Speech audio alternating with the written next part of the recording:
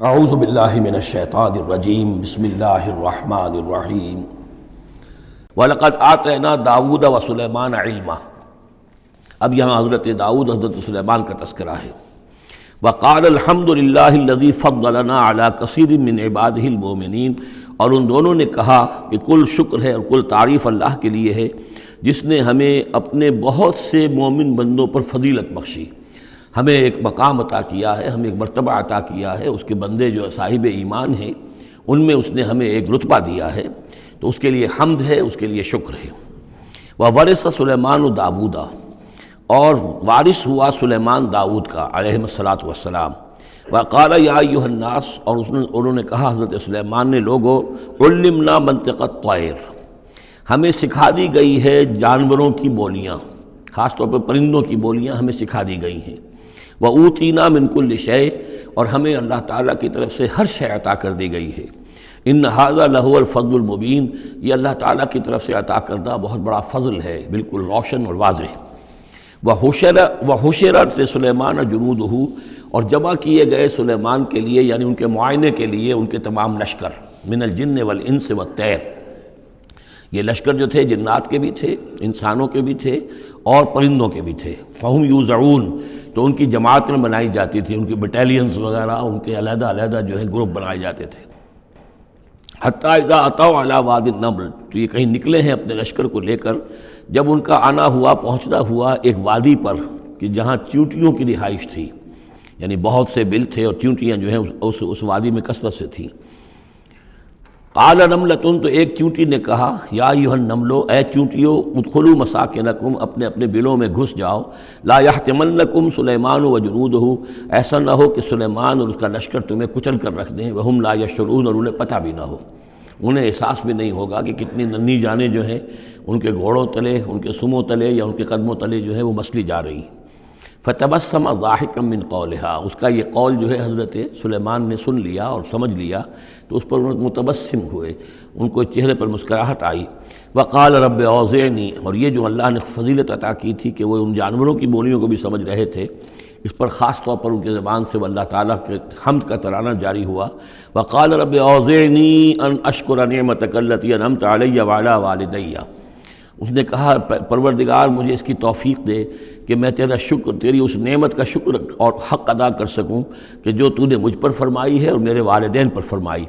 وَأَنْ أَعْمَلَ صَالِحًا تَرْضَاهُ، اور یہ کہ میں عمل کروں اچھے جن سے تو راضی ہو۔ وَأَدْخِلْنِي بِرَحْمَتِكَ فِي عِبَادِكَ الصَّالِحِينَ،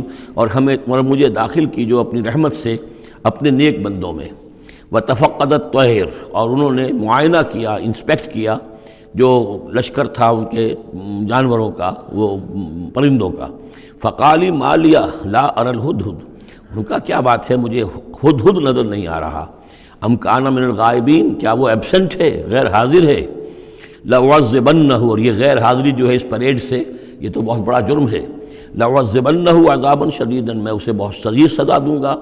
او لأذبحنہ، یہاں تک بھی ہو سکتا ہے کہ میں اسے ذبح کر ڈالوں۔ او لیاتینی بسلطان مبین، یا پھر یہ کہ وہ میرے پاس کھلی سند لے کر آئے، کوئی واقعی عذر ہو، کوئی سبب ہو اس کے پاس کہ جس سے وہ جسٹیفائی کر سکے اپنی ایبسنس کو۔ فمکث غیر بعید، تو کوئی زیادہ دیر نہیں گزری۔ فقال احطت، تو وہ آ گیا، ہدہد پہنچ گیا۔ فقالت، اس نے کہا، احطت بما لم تحط به، مجھے ایک ایسی بات کا علم حاصل ہوا ہے جو اے حضرت سلیمان آپ کو حاصل نہیں ہے۔ وجئتک من سبأ بنبأ یقین، اور میں ایک قوم سبا کی طرف سے ایک بڑی یقینی خبر لے کر آیا ہوں، آپ کے پاس معلومات لے کر آیا ہوں جو بڑی یقینی ہیں اور صحیح ہیں۔ یہ قوم جو ہے یہ یمن میں رہتی تھی، سبا، قوم سبا کا مسکن تھا یمن میں، ان کی ایک اس وقت ملکہ تھی بلقیس نامی۔ انی وجدت امرأۃ تملکہم، میں نے دیکھا ہے کہ ایک عورت ہے جو ان پر حکومت کر رہی ہے۔ وأوتیت من کل شیء، اور اسے ہر شے دی گئی ہے، یعنی دنیا بھر کی نعمتیں اور ساز و سامان جو ہیں اس کے پاس جمع ہیں۔ وَلَهَا عَرْشٌ عَظِيمٌ، اور اس کا جو تخت ہے وہ بہت عظیم ہے۔ وَجَدتُّهَا وَقَوْمَهَا يَسْجُدُونَ لِلشَّمْسِ، میں نے دیکھا اس کو اور اس کی قوم کو کہ وہ سجدہ کرتے ہیں سورج کو، من دون اللہ، اللہ کو چھوڑ کر۔ وَزَيَّنَ لَهُمُ الشَّيْطَانُ أَعْمَالَهُمْ، اور شیطان نے ان کے لیے ان کے اعمال کو مزین کر دیا ہے۔ فَصَدَّهُمْ عَنِ السَّبِيلِ، اور انہیں روک دیا ہے سیدھے راستے سے، صراط مستقیم سے، توحید کے راستے سے، فَهُمْ لَا يَهْتَدُونَ تو وہ راہ نہیں پا رہے، بھٹک گئے ہیں۔ اللہ یسجدوا یعنی وہ یہ راہ نہیں پا رہے، صحیح راستہ تک نہیں آ رہے، اللہ یسجدوا للہ کہ نہ سجدہ کریں وہ، اللہ یسجد اللہ کہ وہ سجدہ نہیں کرتے ہیں اللہ کو، الذی یخرج الخبء فی السماوات والارض جو نکالتا ہے ہر چھپی ہوئی چیز کو آسمانوں اور زمین کی، ویعلم ما تخفون وما تعلنون اور وہ جانتا ہے جو کچھ کہ تم چھپاتے ہو اور جو کچھ کہ تم ظاہر کرتے ہو، اللہ لا الہ الا هو رب العرش العظیم وہ اللہ کے جس کے سوا کوئی الہ نہیں اور جو بہت بڑے عرش کا مالک ہے۔ قال سننظر اصدقت ام كنت من الكاذبین حضرت سلیمان نے فرمایا ان قریب ہم دیکھیں گے کہ تم سچی بات کہہ رہے ہو یا تم جھوٹے ہو، یعنی تم نے جھوٹ موٹ کا بہانہ بنایا اپنی غیر حاضری کے لیے یا واقعتاً تم صحیح خبر لے کر آئے ہو۔ اذهب بکتابی ھذا میرا یہ خط لے جاؤ، فالقہ الیہم یہ وہاں ان کے اوپر جا کر ڈالاؤ، ثم تول عنہم پھر ان سے ذرا ہٹ کر دیکھو، فانظر ذرا اس سے پیٹھ موڑ کر ایک طرف کو ہو کر وہاں منتظر رہو اور دیکھو ماذا یرجعون کہ وہ کیا جواب دیتے ہیں۔ قالت یا ایھا الملأ انی القی الی کتاب کریم اب یہ خط لے گیا ہے ہدہد اور اس نے جا کر پھینک دیا ہے، وہ شاید ملکہ کی خوابگاہ میں پھینک دیا ہو۔ قالت یا ایھا الملأ اب اس نے دربار اپنا منعقد کیا، اس نے کہا ہے میری قوم کے سردارو انی القی الی کتاب الکریم یقیناً میری طرف ڈالا گیا ہے ایک خط کے جو بہت باعزت خط ہے، انہ من سلیمان اور یہ خط آیا ہے سلیمان کی جانب سے، وانہ بسم اللہ الرحمن الرحیم اور اس کا آغاز ہوا ہے بسم اللہ الرحمن الرحیم سے۔ یہ واحد مقام ہے قرآن مجید میں کہ جہاں یہ آیت بسم اللہ جو ہے سورتوں کے متن کے اندر واقع ہوئی ہے، باقی جو ہے سورتوں کے درمیان لکھی ہوئی ہے، اس میں اختلاف ہے کہ آیا انہیں شمار کیا جائے گا ہر مرتبہ قرآن کی آیت کی حیثیت سے یا نہیں۔ وَإِنَّهُ بسم اللہ الرحمن الرحیم اللہ تعالی علیہ کہ میرے خلاف سرکشی مت کرو، وَأْتُونِي مسلمین اور حاضر ہو جاؤ میرے دربار میں اطاعت و فرما برداری کے ساتھ، میری اطاعت اور فرما برداری اختیار کرو اور حاضر ہو جاؤ۔ قالت یا ایھا الملأ افتونی فی امری اب اس نے کہا سردارو ذرا مجھے اس معاملے میں مشورہ دو، ما کنت قاطعۃ امرا حتی تشہدون میرا یہی معاملہ رہا ہے کہ میں کسی معاملے میں فیصلہ نہیں کیا کرتی، کسی اقدام کا فیصلہ نہیں کرتی جب تک کہ آپ لوگ بھی موجود نہ ہوں اور آپ لوگوں سے مشورہ نہ ہو جائے۔ قالوا نحن اولو قوت و اولو باس شدید انہوں نے کہا کہ ہم قوت والے ہیں، طاقت والے ہیں اور ہم سخت لڑائی کی صلاحیت اور استعداد اور اسلحہ رکھنے والے ہیں، والامر الیک لیکن یہ کہ فیصلے کا معاملہ آپ کے ہاتھ میں ہے، آپ جو چاہیں فیصلہ کریں، فانظری ماذا تأمرین تو اب آپ خود دیکھیے کہ آپ کی کیا رائے بنتی ہے اور آپ کا کیا مشورہ ہے۔ قالت ان الملوک اذا دخلوا قریۃ افسدوها اس نے کہا اور بڑی عقل کی بات کی کہ دیکھو بادشاہوں کا یہ اسلوب ہے یا طریقہ ہے، دستور ہے کہ وہ جب کسی بستی کو، کسی شہر کو، کسی علاقے کو فتح کرتے ہیں، اس میں داخل ہوتے ہیں تو وہاں بہت سے فساد پیدا کرتے ہیں، اور جعلوا عزت اہلھا اذلہ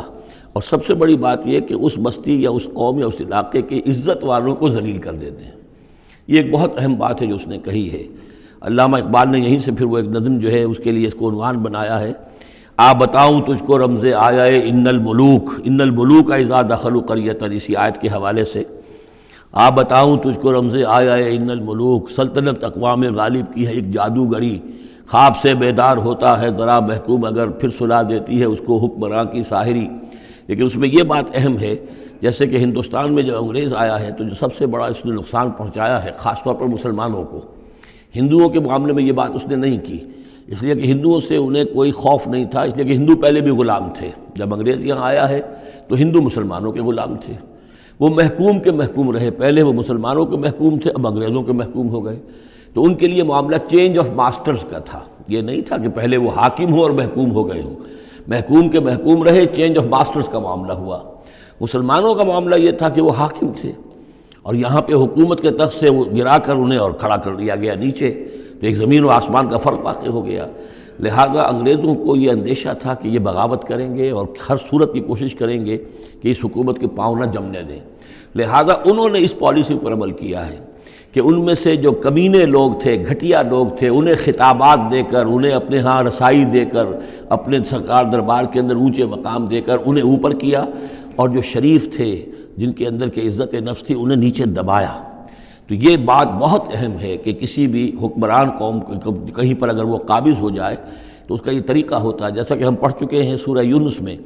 کہ حضرت موسیٰ علیہ السلام پر بھی ان کی قوم کے کچھ چند نوجوان ہی ایمان لائے کھلم کھلا طور پر، وہ ڈرتے تھے۔ الا خوف من فرعون و ملئہم،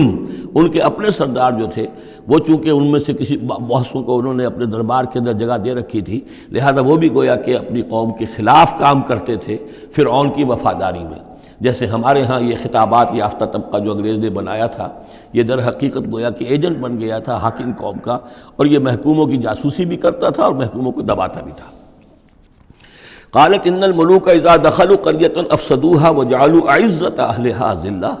بادشاہوں کا معاملہ یہ ہے کہ وہ جب کسی شہر کو کسی بستی کو فتح کرتے ہیں اور فاتح کے حصے سے داخل ہوتے ہیں تو فساد مچاتے ہیں وہاں، اور یہ کہ وہاں کے جو عزت والے لوگ ہوتے ہیں انہیں ذلیل کر دیتے ہیں۔ وَكَذَلِكَ يَفْعَلُونَ، اور یہ ان کا طریقہ ہے، وہ یہ کرتے ہیں۔ صدق اللہ العظیم۔